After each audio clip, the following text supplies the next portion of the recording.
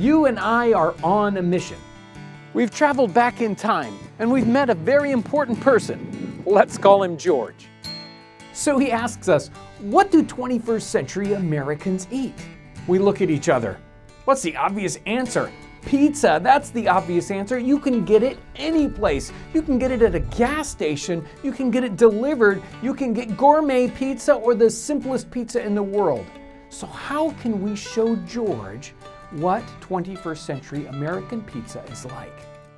And that's our mission. We're searching for the perfect pizza. Our time machine has landed us in 1790, and all we have with us are the clothes on our back. We have to make do with the ingredients that we can find here in the late 18th century to make something like a pizza. It's quite likely that George has never even heard of the term pizza, but if he has, he thinks of it as an Italian dish that might have cheese and is very, very much a sweet pastry.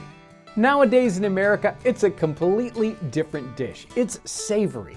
It has this amazing crust. It has tomato sauce. It has pepperoni. It has, well, whatever you want on it. Even pineapple.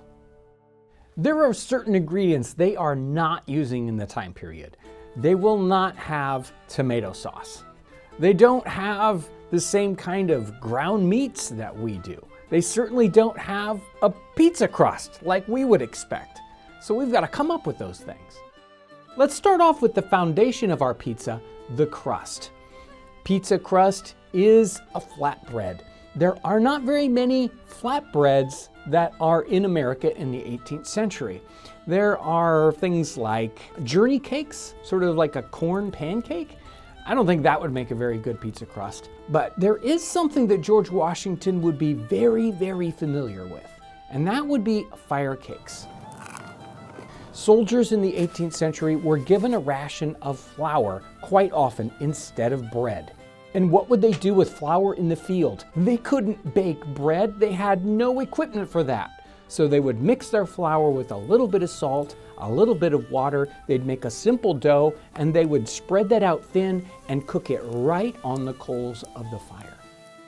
I am sure George has had many a fire cake in his lifetime. That's what we're going to use for our crust.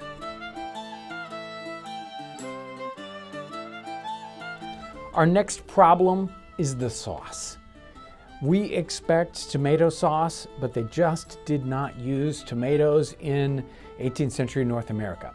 You will find a very, very occasional reference, but most people think that tomatoes or love apples are actually poison, and maybe that's because of the acid in the tomatoes bringing out lead in pewter plates.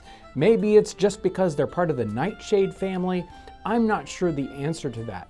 Other cultures are using tomatoes, so you will find them being used in Italy and in France and in Spain, but the English and the Americans just aren't very interested in them at all. So we can't use a tomato paste sauce for our pizza. What we need though is something that's savory, that's got some umami, that has a texture that blends all these things together.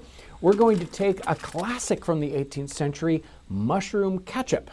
It is not thick like our ketchup that we expect today. It's very watery, so we're going to have to thicken this up by adding some flour to it to make it into a paste. This mushroom sauce has a really nice mushroomy smell to it. It's got a little saltiness. It's got that sour tang, which is what we want. It's very similar to what they use as a barbecue sauce in this time period. We have to have meat for our pizza, so we're going to be using some force meat. That's like a sausage, but it's ground very, very finely. Also, the classic, instead of pepperoni, we wanted a salty meat.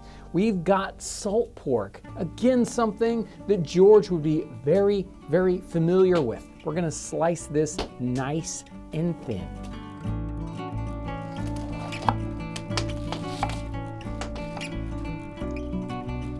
Our pizza is ready to assemble. All the ingredients are here. We have our crust, we have a sauce, we have a couple of different meats, we have vegetables, also mushrooms, and for cheese, we're going to be using Parmesan, very popular in the 18th century. I'm feeling good about all these ingredients except for the sauce. That's the sticking point. I just don't know if it's gonna work. Tomato sauce in a pizza, it brings so much flavor, it brings umami and sourness, and it ties the whole pizza together. And I just don't know if this sauce is gonna make it. It's a little too much like gravy. I don't know. Maybe it'll all work out, and maybe the cheese will help tie it together. I don't want to disappoint George. I mean, we came all this way. I hope this turns out well.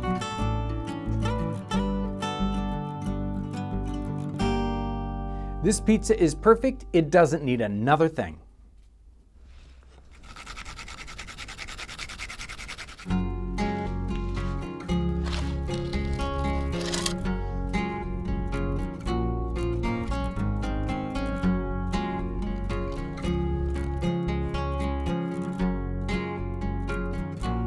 I was really concerned about this, but I can't believe how well it turned out.